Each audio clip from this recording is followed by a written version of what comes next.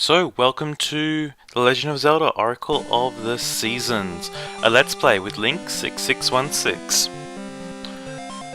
So, I really like the Zelda games, and I've always liked the Game Boy ones in particular.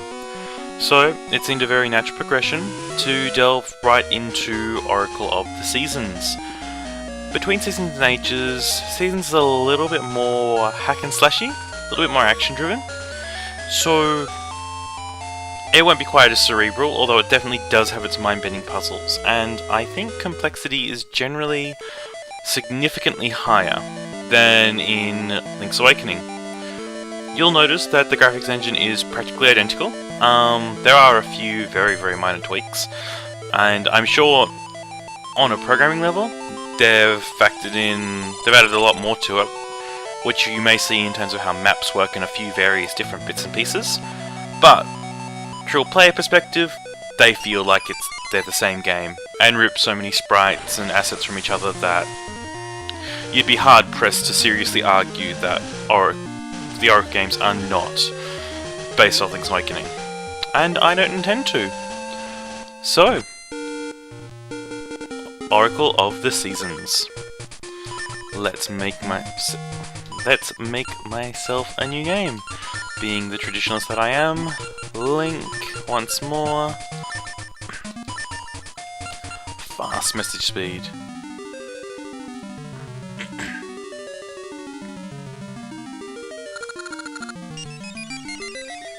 So the Oracle games sort of exist nowhere really in timeline. Plot. Oh, I like this. Just pay very close attention to the music. Now, because of my voice and so on, volume's down but quite low, but just listen.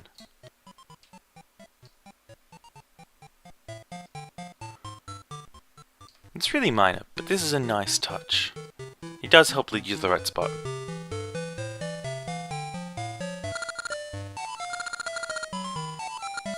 It's gotta be said, I don't like the font for this game.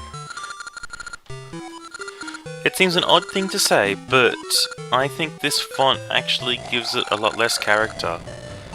I can't believe we're going to have these sound issues for a second game. However, I can cope if you can.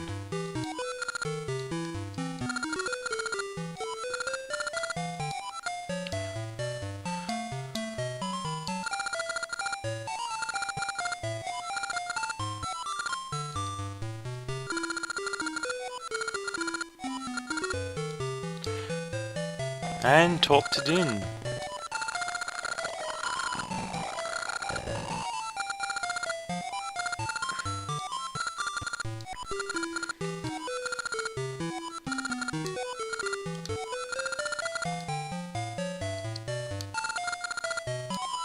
Dancing will be fun! Although you actually get to dance in Oracle of the Ages, it must be noted. Link's face. And of course, Din is one of the three goddesses in Hyrule. As you've played Ocarina of Time, you'll probably know this. Din, Pharaoh, and Nayru are the three gods of the Hylian universe. Hey, your left hand! It has an arrow on it!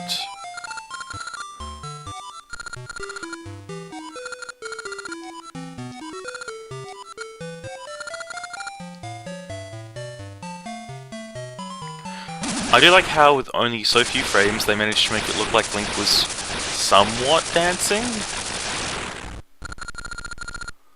Plot.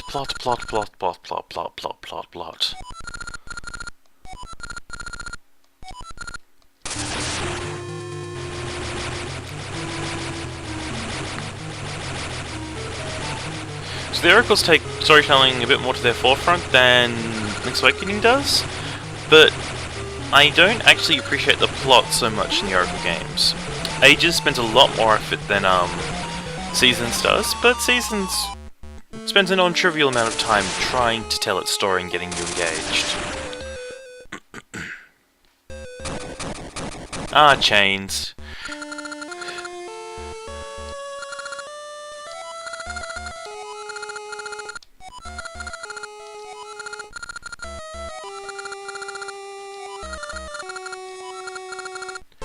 Because that's exactly what every person wants. Obviously, the whole World of Darkness style desire never really makes much sense as what is the benefit of having a world of darkness other than just being evil. I like the little animation that comes with the spinning of the crystal. It's particularly smooth. Like, almost worryingly so compared to everyone else. Another pretty cutscene.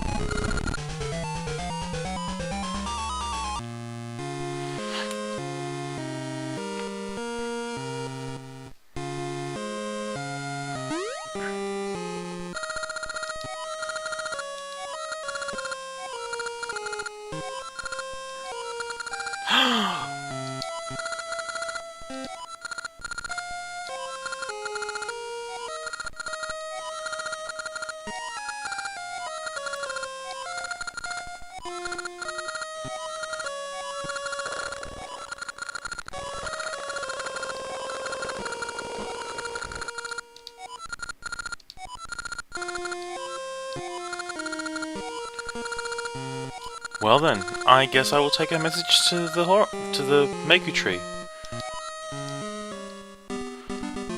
So there are a lot of parallels in how the oracles work. One of which is that the Maku tree exists in both of them, but the Maku trees are very, very different characters.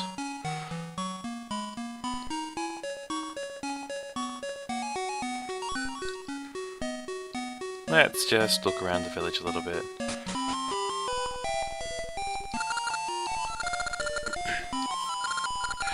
One of the interesting additions to the Oracle games is rings, which add a lot of like little RPG elements to the game, but they don't actually change a significant amount of the game.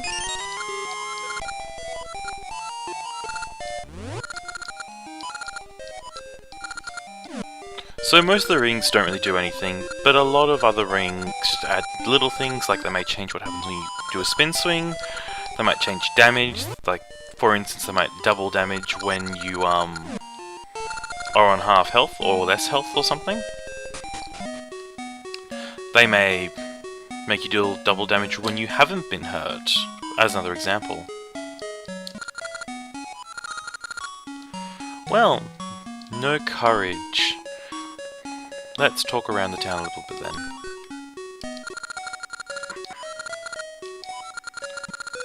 The know-it-all birds. Okay, so they're probably the tutorial thing.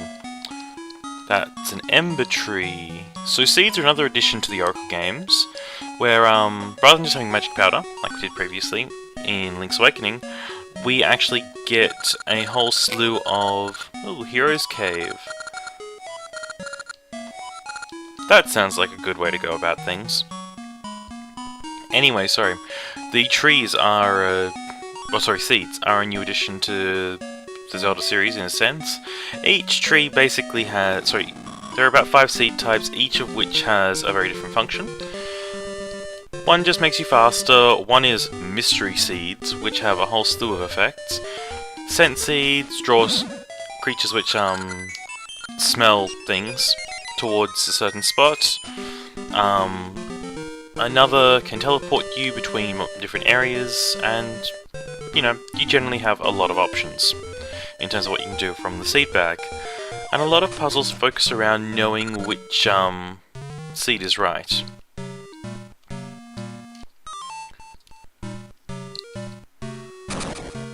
So what I kind of like about this little area is that it does set up what the basic triggers of puzzles are. We have the push block puzzle, when it's the only block in a room. Sure, you can push blocks out of your way very easily. Sets up a very common issue of pushing block down to one side.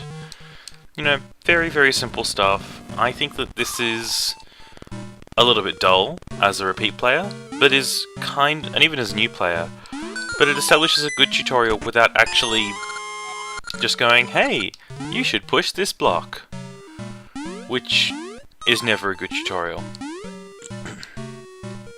Now, you'll notice due to change in the UI, we store our information at the top of the screen now. I'm not actually sure why that's changed. Generally a more clean UI in general. Hearts aren't toned color-wise. And we also have a spot that denotes how many keys we have. If I'm lucky. Yep. We also have a map screen for dungeons specifically, as opposed to the overworld, with multiple floors. And here we have our key. In the Seasons game, in the Oracles games, you can also be hit with quarter heart damage, which doesn't come up terribly often, but is worth knowing exists.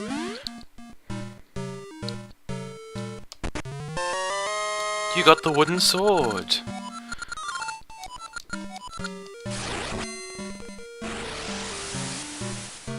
Now I have to show the sign of courage. Oh.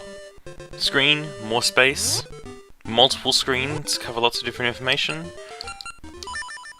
including the ability to save at any point from a normal screen.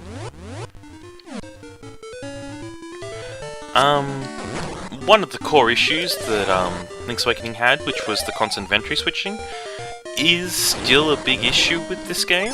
I don't think there's any real way to solve it on this hardware, sadly, because it was just simply a case of it needs more buttons. Anyway, we have our item of courage. Let us go and prove our worth. Oh, that was actually kind of cool.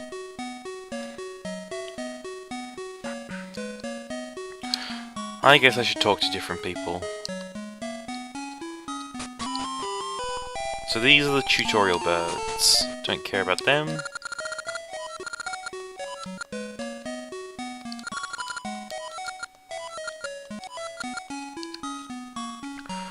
So I'm not sure, so obviously these seasons are just rapidly changing, like the environment is just going from 1 minute to another, from incredibly hot to incredibly cold. I question how well people are actually coping physically with these changes. It must be quite intense, and given how bad the body deals with intense temperature change, it's probably not good for people and the animals around them. However, of course, I do not believe that the Zelda games are too worried about being biologically accurate. Stop bubble!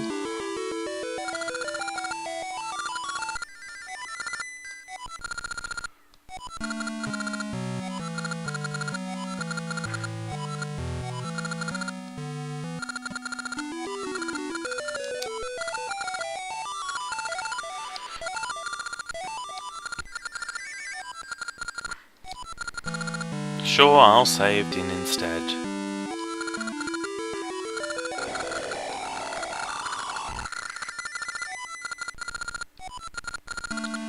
Really? They get into the 8 essences so early?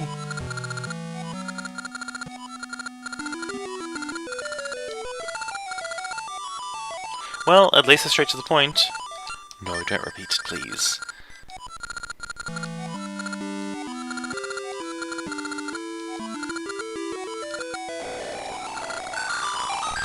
So, both the trees have a single defining character trait. This one is sleepy and tired, and the Oracle of the Ages tree is a bit in love with you, to say the least. Because you Saver has a little child, Maku Tree. Because that's what time travel does. Anyway, moving onwards, let us go to our first dungeon. What does Impa have to say? Now, the first dungeon, if I recall correctly, is a little bit of a reference to the first original Zelda dungeon, at least with its boss. Of course, I haven't played this in a while, so you'll have to double check to find out. Anyway, keyhole. Well, this was an incredibly short first episode. I hope that our second one is not quite so short, and thank you all very much for watching.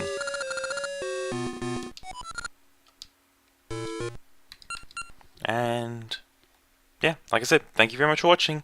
See you next time.